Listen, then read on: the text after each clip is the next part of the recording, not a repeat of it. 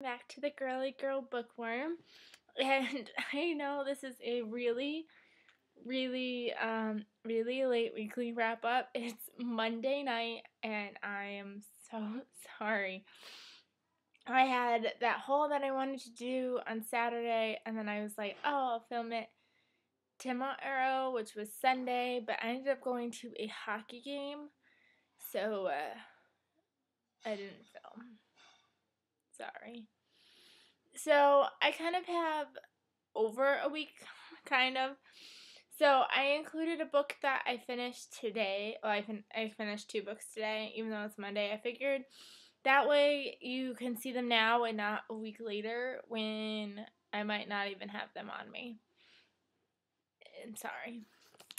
So the first book I have to show you is HR by Jeffrey Neal. I think I had this book in my 7 Deadly Sins tag with like the villain.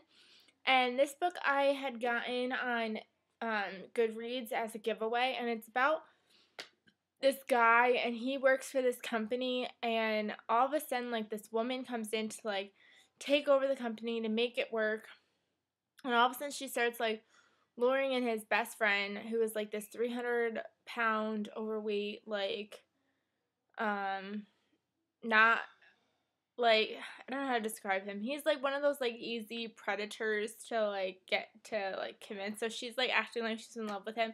He's trying to figure out what the heck is going on with her and his best friend. And I really didn't like that she was preying on him because the way they portrayed what is his name? Hugh? Yeah, the way they portrayed Hugh was like that he was a special ed person, and I didn't like that. Like, and like the whole reason why she was attacking him, like trying to like lure him in, is so disgusting. Like this book, it took me like a day and 2 days to finish. I think I can't remember. It's looks short, but the font is big. But it took me so long because I really did not like this book. I think I gave it 1 star. This wasn't my cup of tea. I was just kind of grossed out by it. Plus, there's a lot of grammatical errors in it, and at first I thought maybe this was one of those uncorrected proofs, but it came out already, and nowhere on it does it say that it's like an uncorrected proof, so I was like, I don't understand why it's like that. But yeah, I really did not care for this book at all. The next book I read this week was Dear John by Nicholas Sparks. I finally read a Nicholas Sparks book. I decided with Valentine's Day around the corner, I would finally pick up a Nicholas Sparks book for Valentine's Day to read. And I did enjoy this book. I think I gave it 4 stars on Goodreads. I'm not going to go into explaining what this book's about because I feel like a lot of you... Sorry. I feel like a lot of you probably know what this is about. The reason why I gave it 4 stars is the fact that you know in the beginning that it's not going to turn out in his favor. And it was just like, why would you start off telling me that? Because now I almost don't even want to read it because I know it's not going to have a happy ending.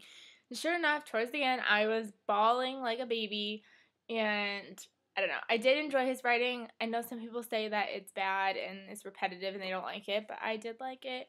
The only thing I would change is the whole like I don't know if I think it's in like all of his like love at first sight immediately. Like you look at the person, all of a sudden you're in love. I don't understand that, but I'm really looking forward to eventually getting the movie to see if I like the movie adaptation. The only thing I already know is the fact that like she's a brunette in here, but she's the blonde in the movie. Like, are you kidding me? But whatever. So I really enjoyed that book.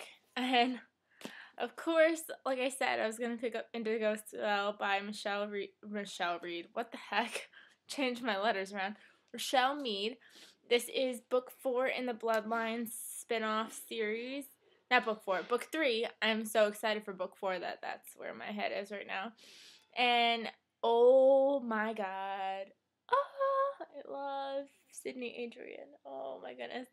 I'm not going to go too much into this book just because I don't want to spoil this series if you haven't read it. If you haven't read it, go read it. Well, first read Vampire Academy and then read Bloodlines. I know some people were like hesitant to read Bloodlines because they love Rose so much, but honestly, this series does not disappoint, and I loved this book.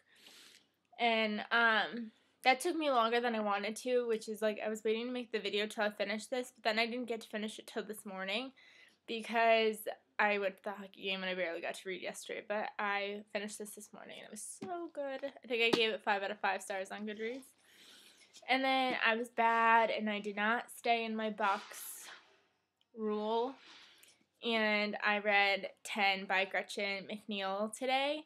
Yeah, I read this whole book in one day. I love this book. I'm pretty sure I gave it 4 out of 5 stars on Goodreads. I read And Then There Were None by Agatha Christie last year. I think it was like last summer. So I was really excited to get this book finally in my hands. It follows the 10 teenagers that are on this island for a party, and they slowly start dying.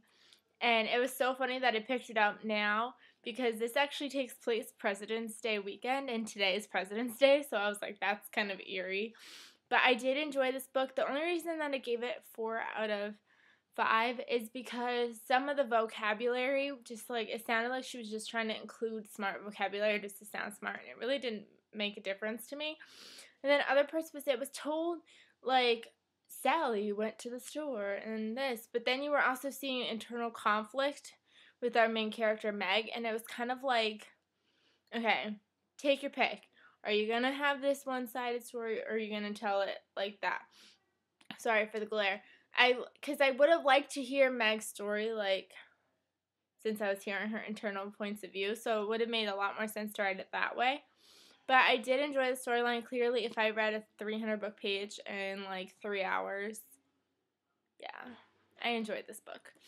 And that's it for me this week. It's Monday, so I don't know what I'm picking up next. I'm probably gonna, I really want to stay in the box of my Amazon goodies, but I feel like I need to move on to my other boxes, so I don't know what I'm going to pick up next. It's 6:13, so I might start another book tonight.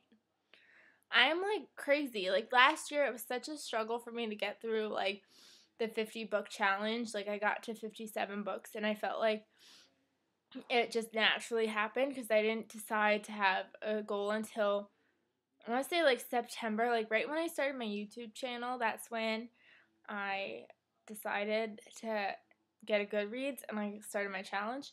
So that was like completely unintentional. Yet this year I was like, oh, I'll set myself at 50 again. And I'm already at 17 and it's only February 18th. I have a problem. It's probably not a problem. I'm reading really good books. Like my dad keeps yelling at me for buying so many books because he's like, you're never going to read them all. Hey, I've read 17 books so far this year. And I'm only halfway through the second month of the year. So, those books will get read. I swear. Scouts honor. I don't know which. I was not a Girl Scout, so I have no idea. But I hope you guys had a good week in reading, and I will see you guys in my next video. Bye, everyone.